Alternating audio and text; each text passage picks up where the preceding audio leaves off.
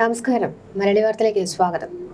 48 വർഷത്തെ സിനിമാ ജീവിതം, 200-ലേറെ സിനിമകൾ, പച്ചയായ മനുഷ്യരുടെ ജീവിതമൊക്കെ ഹാസ്യാത്മകമായി കോറിയിട്ട സിനിമകളാണ് മലയാളികളുടെ മനസ്സിൽ ഇപ്പോഴും ശ്രീനിവാസന്റേതായി നമുക്ക് ഓർത്തെടുക്കാൻ കഴിയുന്നത്.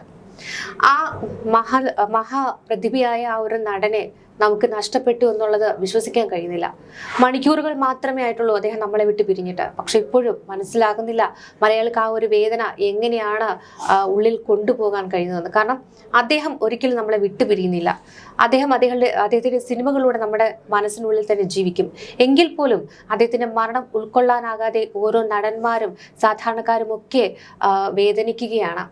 ഇനി ആ ഒരു നടന്റെ ഒരു മുന്നോട്ടുള്ള ആ ഒരു നമുക്ക് തന്നിട്ടുള്ള ഒരുപാട് മെസ്സേജസ് ഉണ്ട് ആ സിനിമകളിലൊക്കെ തന്നെ.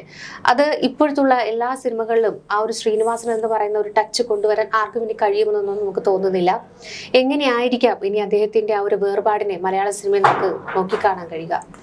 ശ്രീനിവാസൻ എന്ന അതുല്യ പ്രതിഭയെ പറ്റി ഓർക്കുകയാണെങ്കിൽ ഒരുപാടുണ്ട് നമുക്ക് പറയാം. പക്ഷേ അപ്രതീക്ഷിതമായിട്ടുള്ളൊരു മരണമായിരുന്നു. എപ്പോഴെങ്കിലും അദ്ദേഹം തിരിച്ചു വരുമെന്ന് ഞാൻ പ്രതീക്ഷിച്ചു. കാരണം നമ്മളൊക്കെ ഈ മാധ്യമങ്ങളിലൂടെ അദ്ദേഹം തീരെ വയ്യാതെ വരുമ്പോഴൊക്കെ ഒരു പ്രതീക്ഷയുണ്ടായിരുന്നു. വളരെ അപ്രതീക്ഷിതമായിട്ടാണ് അദ്ദേഹം ഇത്തരത്തിൽ രോഗാവസ്ഥയിലാകുന്നത് നമ്മൾ കണ്ടത്. വളരെ ആരോഗ്യവാനായിട്ട് പ്രസരിപ്പോടെ ഇരുന്ന പക്ഷേ ഞാനിപ്പോഴും ചിന്തിക്കുന്ന ഒരു കാര്യമാണ്, മമ്മൂട്ടിയെ പോലെ തന്നെ പ്രായം തോന്നിക്കാത്ത ഒരു നടനാണ്. എപ്പോഴും ഒരേ പ്രായത്തിൽ തന്നെ ഇരിക്കുന്ന ഒരു വ്യക്തിയാണ് ശ്രീനിവാസൻ എന്ന് പറയാം, അന്നും എന്നും. പക്ഷേ പിന്നീടാണ് നമ്മൾ കണ്ടത് പെട്ടെന്ന് രോഗാവസ്ഥയിലേക്ക് പോകുന്ന ശ്രീനിവാസനെ. ഒരിക്കൽ ശ്രീനിവാസൻ തന്നെ ഞാനൊരു സ്മോക്ക് ചേഞ്ചർ തന്നെയാണ്, എൻ്റെ ശ്വാസകോശം ഏകദേശം ഇതിലാണ്, ഇങ്ങനെയൊക്കെ അദ്ദേഹം തന്നെ അദ്ദേഹത്തിൻ്റെ ഡ്രോബാക്സുകൾ എപ്പോഴും പറഞ്ഞുകൊണ്ടിരിക്കുന്നതാണ്. മദ്യപാനം ഒക്കെയുണ്ട്.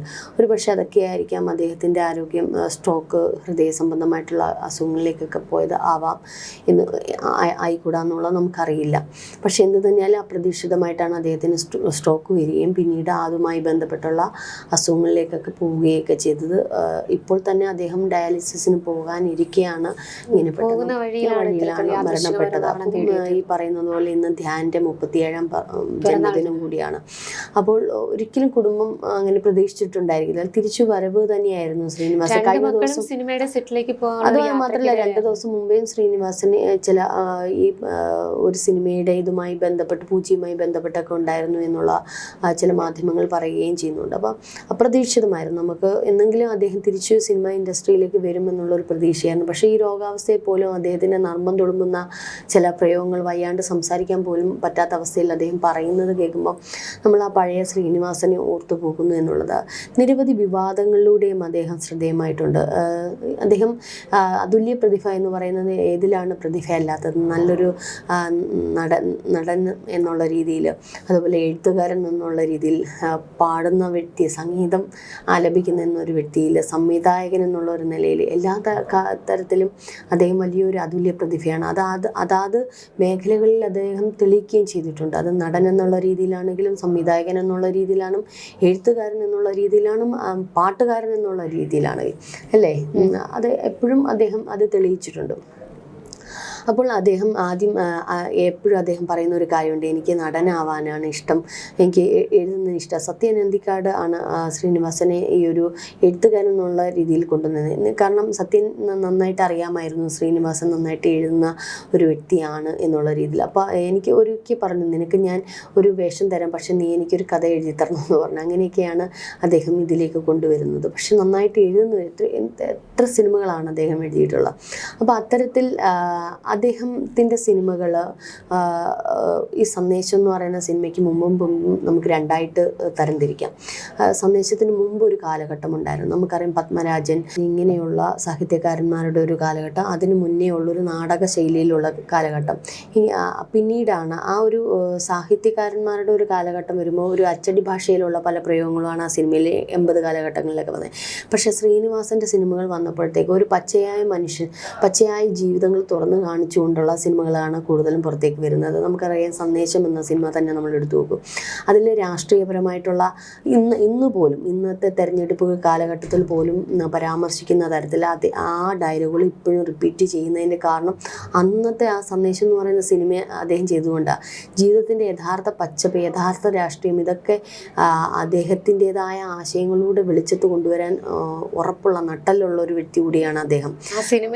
പഴകുന്തോറും വീര്യം കൂടുന്ന ഒരു സിനിമയാണ്. കാരണം അതിനകത്ത് തന്നെ രണ്ട് സഹോദരന്മാർ, രണ്ട് രാഷ്ട്രീയ ചേരിയിലുള്ള സഹോദരന്മാരുടെ വീക്ഷണങ്ങൾ പറയുന്നുണ്ട്. ഒപ്പം തന്നെ അതിനകത്ത് മറ്റേ ഈ പറയുന്നത് പോലെ മറ്റേ ഒരു ഹിന്ദി നാരിയൽ കാ പാനി. അപ്പം ആ ഒരു തേങ്ങ വെള്ളം, ഈ കരിക്കും വെള്ളത്തിന് വേണ്ടിയിട്ട് ഓടുന്ന ഈ പറയുന്ന മറ്റുള്ള അനുഭാവികളുടെ രസകരമായിട്ടാണ്. പക്ഷെ അത് പറയുന്നത് ഇത്തരത്തിൽ അണികൾ രാഷ്ട്രീയക്കാരുടെ അടിമകളായിട്ട് ഓടുന്നു എന്നുള്ളതൊക്കെ അതിലൂടെ ആ സന്ദേശമായിട്ട് തന്നെ ജനങ്ങളിലേക്ക് എത്തിക്കുകയാണ് ചെയ്യുന്നത്. അന്നത്തെ രാഷ്ട്രീയത്തിലെ ചില കള്ളക്കളികളും ഒക്കെ അദ്ദേഹം പുറത്തേക്ക് ചൂണ്ടിക്കാണിക്കുകയാണ് ചെയ്യുന്നത്. അപ്പോൾ അദ്ദേഹത്തിൻ്റെ ഉള്ളിൽ അദ്ദേഹം ഒരു കമ്മ്യൂണിസ്റ്റ്, അദ്ദേഹത്തിൻ്റെ പിതാവൊക്കെ കമ്മ്യൂണിസ്റ്റ് പാർട്ടിയിൽ വിശ്വസിച്ചിരുന്ന ഒരു വ്യക്തിയാണ്. അപ്പോൾ ആ ഒരു കാര്യങ്ങളെല്ലാം അദ്ദേഹം കുഞ്ഞിലെ പഠിച്ച് ബോധ്യപ്പെട്ടു രാഷ്ട്രീയ ബോധമുള്ള ഒരു വ്യക്തി കൂടിയാണ്. പക്ഷേ താൻ വിശ്വസിക്കുന്ന അല്ലെങ്കിൽ തനിക്ക് ഇഷ്ടമുള്ള രാഷ്ട്രീയ പാർട്ടിയെ പോലും വിമർശിക്കുന്ന തരത്തിൽ പലപ്പോഴും അദ്ദേഹം കാണുന്നുണ്ട്. അതുകൊണ്ട് തന്നെ അദ്ദേഹം വിവാദങ്ങളിൽ പെട്ടിട്ടുണ്ട് പലപ്പോഴും. ഇപ്പോൾ നമുക്കറിയാം ക്യാൻസർ വന്നാൽ മരണം സുനിശ്ചിതമാണെന്നും ചികിത്സിക്കുന്നത് വെറുതെ പണം കളയാനാണെന്നും അദ്ദേഹം ചില അഭിമുഖങ്ങളിൽ പറഞ്ഞു. അദ്ദേഹം എപ്പോഴും അത് പറയാനുള്ള ക്യാൻസർ വരാതിരിക്കാൻ വേണ്ടി ശ്രദ്ധിക്കുക, അതാണ് ചെയ്യേണ്ടുന്നത് എന്നുള്ളത്. അതായത് കൃഷിയെ കൂടുതൽ, കർഷകരെ കൂടുതൽ പ്രോത്സാഹിപ്പിക്കുക, കൃഷിയെ പ്രോത്സാഹിപ്പിക്കുക എന്നുള്ള സന്ദേശം കൂടെ അദ്ദേഹം ഈ വസ്തു പാട്ടത്തിനെടുത്തിട്ട് കൃഷി നടത്തിക്കുക, അതൊക്കെ അന്ന് വലിയ രീതിയിൽ ചർച്ചാ വിഷയമൊക്കെ ആയിട്ടുണ്ട്. നടത്തുന്നുണ്ട്. അതെ. അപ്പോൾ അത്തരത്തിൽ അന്ന് അദ്ദേഹം ആ മേഖലയിലും കഴിവ് തെളിയിച്ചു എന്ന്, ഒരു കൃഷിക്കാരൻ എന്നുള്ള രീതിയിലും കഴിവ് തെളിയിച്ച് ജനങ്ങൾക്ക് കാണിച്ചു കൊടുത്തു. എപ്പോഴും ജൈവപരമായിട്ടുള്ള ഭക്ഷ്യധാന്യങ്ങൾ കഴിക്കണമെന്നുള്ള. അതുമാത്രമല്ല അദ്ദേഹത്തിന് ഈ അലോപ്പതി മെഡിസിനോടൊന്നും വലിയ താല്പര്യമില്ലായിരുന്നു. അദ്ദേഹം ഈ പറഞ്ഞ നാച്ചുറൽ പതി, ചിലപ്പോൾ അതൊക്കെ ആയിരിക്കും അസുഖത്തിന് ഇത് ചെയ്യാൻ കാരണം. അതിനോടാണ് അദ്ദേഹത്തിന് കൂടുതൽ താല്പര്യം. അലോപ്പതി ഭയങ്കര വിവാദങ്ങളാണ്. ക്യാൻസർ ചികിത്സ മരുന്നുകളൊക്കെ ബിസിനസ് ലക്ഷ്യത്തോടെയുള്ള ഇതാണെന്നുള്ള അദ്ദേഹത്തിൻ്റെ വിവാദമൊക്കെ ഡോക്ടർമാരുടെ ഇടയ്ക്കൊക്കെ ഭയങ്കര വിഷയമാണ്. ക്യാൻസറിന് മരുന്നില്ല, ഇത് മനഃപൂർവ്വം അതങ്ങനെയാണ്, രോഗികൾ ക്യാൻസർ വന്നാൽ മരിക്കുക എന്നൊക്കെ പറഞ്ഞാൽ അദ്ദേഹത്തിൻ്റെ ചില ആശയങ്ങളോട് അങ്ങനെ തന്നെ നിൽക്കും, നട്ടലോട് തന്നെ നിൽക്കും എന്ന് തന്നെ പറയാം. ഒരിക്കലും അതിൽ നിന്ന് വ്യതിചലിക്കരുത്. എന്ത് വിമർശനങ്ങളുണ്ടായാലും അദ്ദേഹം പറയുന്ന ചില കാര്യങ്ങളോട് തന്നെ, അത് രാഷ്ട്രീയം പരാമർശങ്ങൾ നടത്തും. അതേപോലെ തന്നെ പരാമർശം സ്ത്രീകളെ അപമാനിച്ച്, അത് അംഗനവാടി ടീച്ചർമാരുമായിട്ട് ബന്ധപ്പെട്ട് അന്നൊരു വിവാദത്തിൽപ്പെട്ടിരുന്നു. അതുമാത്രമല്ല മോഡേൺ മെഡിസിൻ രോഗത്തെ മാറ്റുന്നതിനേക്കാൾ ലാഭത്തിനാണ് പ്രാധാന്യം. പക്ഷെ അത് അദ്ദേഹം പറയുന്നതിനോട് ഞാൻ യോജിക്കുന്നു. കാരണം ഇന്നും ഈ മെഡിസിൻ വ്യാപാരം തന്നെ ഒരുപക്ഷെ വലിയ കോടിക്കണക്കിന് ലാഭത്തിന് വേണ്ടി ബിസിനസ്സുകാരുടെ ഒരു ഇത് തന്നെയാണ്. അപ്പോൾ അതിൽ എത്രമാത്രം ഇതുണ്ട് എന്നുള്ളത് ഇന്ന് ഈ നമ്മുടെ ഇതിലേക്ക് വരുന്ന മെഡിസിൻസൊക്കെ എത്ര ശാസ്ത്രീയപരമായിട്ട് തെളിയിക്കപ്പെടാത്തതൊന്നും നമുക്കറിയില്ല. അപ്പം അതൊക്കെ അദ്ദേഹത്തിൻ്റെതായ വീക്ഷണങ്ങളാണ് അദ്ദേഹം തുറന്നു. ഒരു പക്ഷേ അതൊക്കെ ശരിയായിരിക്കാം, ചിലപ്പോൾ തെറ്റായിരിക്കാം. പക്ഷെ അതിൽ തന്നെ അദ്ദേഹത്തിൻ്റെ വീക്ഷണങ്ങൾ അദ്ദേഹത്തിന് തുറന്നു പറയാൻ യാതൊരു മടിയുമില്ലാത്ത ഒരു മനുഷ്യനായിരുന്നു. അതേപോലെ തന്നെ നമ്മൾ പണം കൊടുത്ത് വാങ്ങുന്ന പച്ചക്കറികളെല്ലാം മരണമാണ് എന്നുള്ളൊരു പ്രസ്ഥാനം വളരെ ജനശ്രദ്ധ നേടിയിട്ടുണ്ട്. അതായത് ഈ തമിഴ്നാട്ടിൽ നിന്നൊക്കെ വരുന്ന പച്ചക്കറികളും വിഷം പുരട്ടിയതാണ്.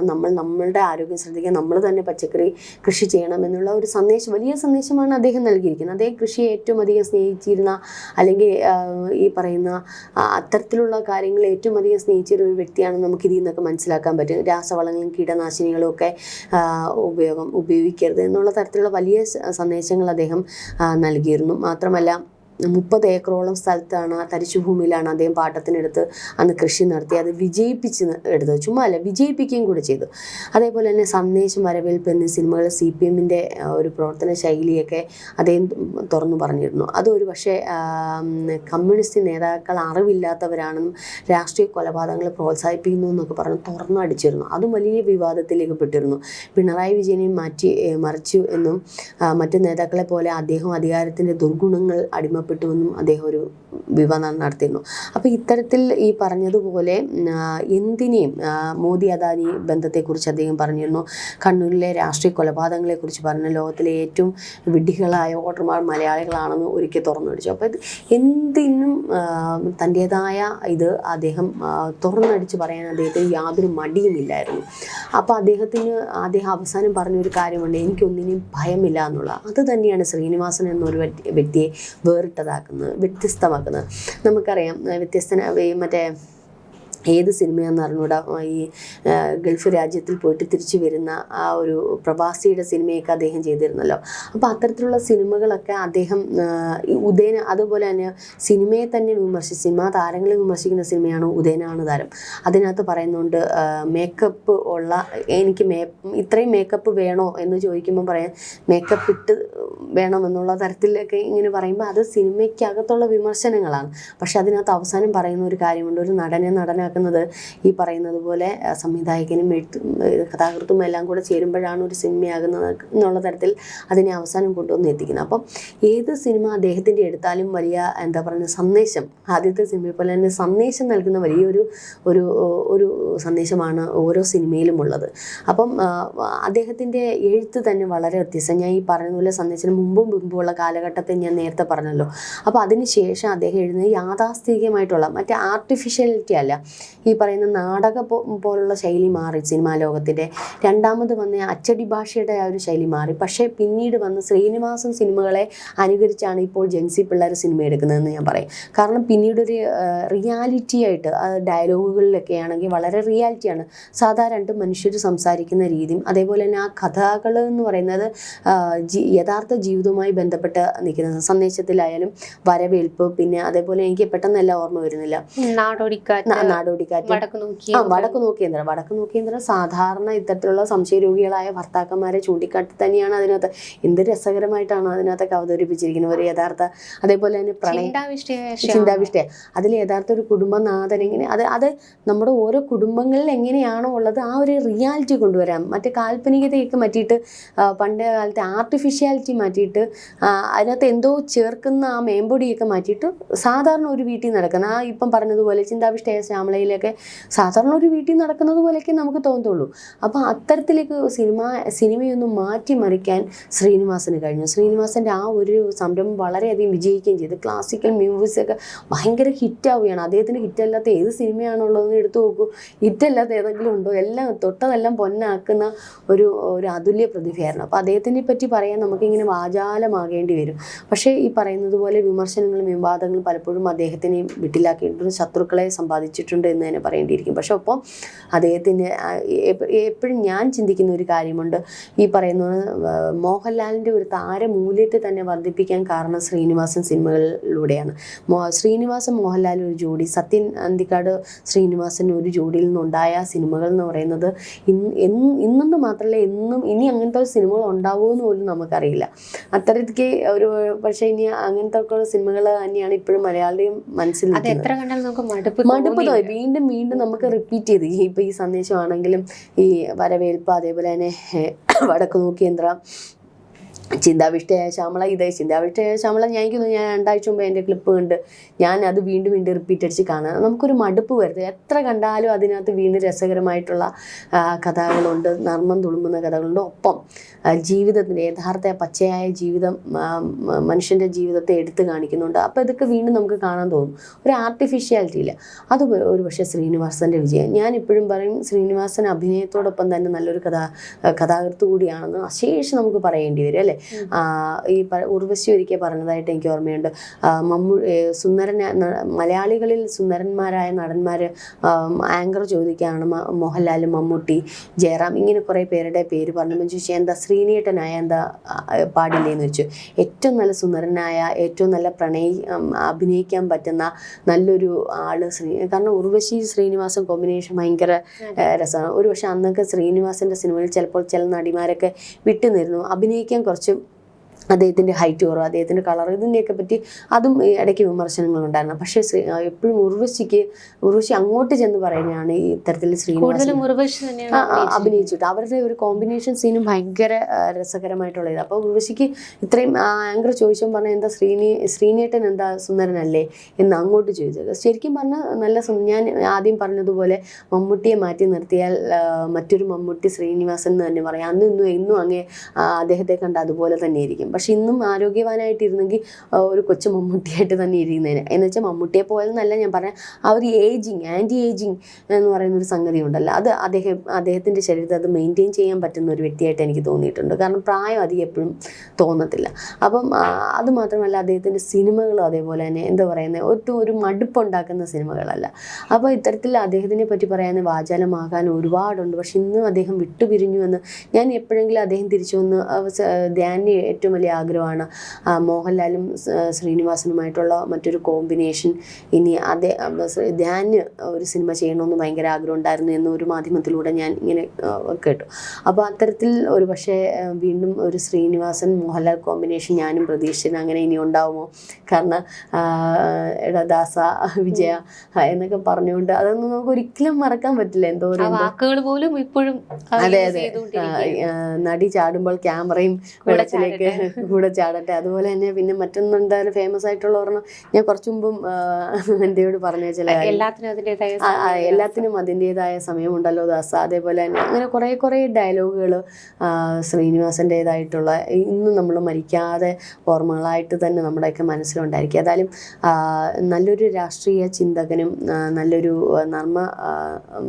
നർമ്മം ചാലിക്കുന്ന ഒരു ആക്ടർ മാത്രമല്ല, അല്ലെങ്കിൽ രാഷ്ട്രീയ ചിന്തകനും സ്വന്തമായിട്ട് വ്യക്തിപരമായിട്ട് അദ്ദേഹം എല്ലാത്തിനോടും അദ്ദേഹത്തിൻ്റെതായ ആശയങ്ങൾ പ്രകടിപ്പിക്കാൻ നട്ടലുള്ള നല്ലൊരു വ്യക്തി കൂടിയാണ്. അദ്ദേഹത്തിൻ്റെ വ്യക്തി ജീവിതത്തിലേക്ക് ഒന്നിനും ഒരു മടിയുമില്ലാണ്ട് എല്ലാം ഓപ്പണായിട്ട് എപ്പോഴും തുറന്നു പറയുന്ന ഒരു വ്യക്തി കൂടിയാണ്. മറ്റുള്ളവരെ പോലെയല്ല, പച്ചയായ മനുഷ്യൻ, അതിലൊരു കളങ്കമില്ല, കള്ളത്തരമൊന്നുമില്ല. അത് പലരും എപ്പോഴും പറയുന്നത് പോലെ എന്തും തുറന്നടിച്ച് പറയുന്നത്. അവസാന നിമിഷം പോലും അദ്ദേഹത്തിനോട് എന്ത് പറഞ്ഞാൽ നിഷ്കളങ്കമായിട്ട് അത് ആരെ ബാധിക്കുമെന്നുള്ളതൊന്നും അദ്ദേഹം ചിന്തിക്കാറില്ല. എല്ലാം ഓപ്പണായിട്ട് ആരെങ്കിലും ശത്രുവായിട്ട് കണ്ടിട്ടുണ്ടെങ്കിൽ അതും അദ്ദേഹം തുറന്നു പറയും. എനിക്കൊന്ന് ഇടയ്ക്ക് മമ്മൂട്ടിയാണ് മോഹൻലാലിനെയൊക്കെ പറ്റി വിമർശിക്കുന്നത് കണ്ടു, മോഹൻലാലിനെ വിമർശിക്കുന്നത് കണ്ടു. അപ്പോൾ അത്തരത്തിൽ എന്തും തുറന്നു പറയുന്ന ഒരു പ്രകൃതമുള്ള ഒരു മനുഷ്യൻ മനസ്സിലങ്ങൊന്നുമില്ല. പക്ഷേ ഈ പറഞ്ഞതുപോലെ അസുഖബാധിതനെ ഒരു പക്ഷെ നമ്മളിൽ നിന്നും അപ്രതീക്ഷിതമായി വിട്ടകന്നു എങ്കിലും ഇനി മലയാളികളുടെ മനസ്സിൽ ഈ അദ്ദേഹം തന്നിട്ടുള്ള നിരവധി സിനിമകളിലൂടെ ഇനി അദ്ദേഹം ജീവിക്കുക. എത്ര കാലം, എത്ര പിള്ളേർ, എത്ര ജനറേഷൻ വന്നാലും ഒരു പക്ഷേ ഈ സിനിമകളൊന്നും മലയാളികൾ മറക്കില്ല.